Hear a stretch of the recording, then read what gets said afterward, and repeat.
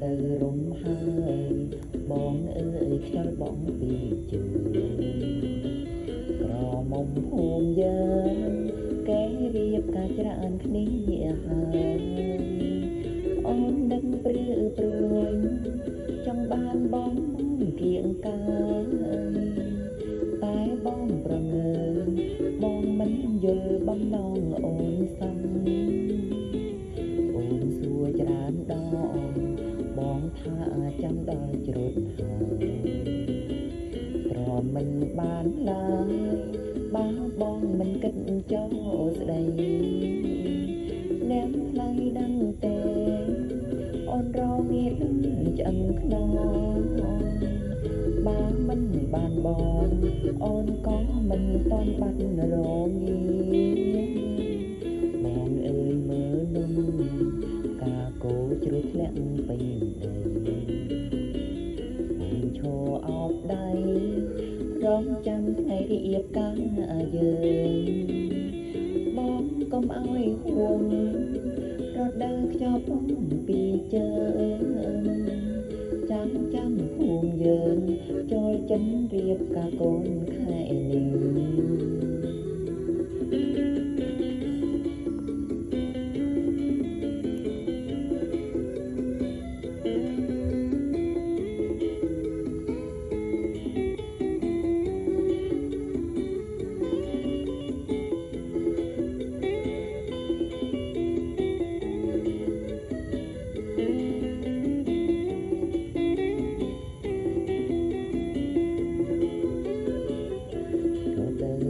ហើយ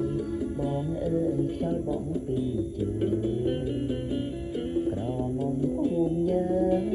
គេរៀបការច្រើនគ្នាហើយអូននឹងព្រឺព្រួយចង់បានបងគៀងកាយ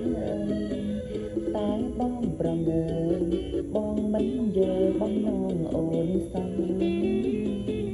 អូនសួរច្រើនដងបងថាចាំដល់ជ្រុតហើយទ្រាំមិនបានឡើយបើបងមិនគិតចូលស្ដីនាងថ្លៃដឹងទេអូនរងាឆ្អឹងខ្នងបើមិនបានបង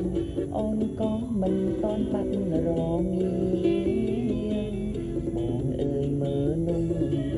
កាគោជ្រុះធ្លាក់ពេញដីអូនឈរអោបដៃ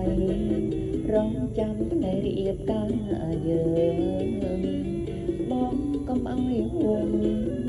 រដូវខ្យល់បងពីជើងចាំភូមិយើងចូលចិនរៀបការកូនខែនេះចាំភូមិយើងចូល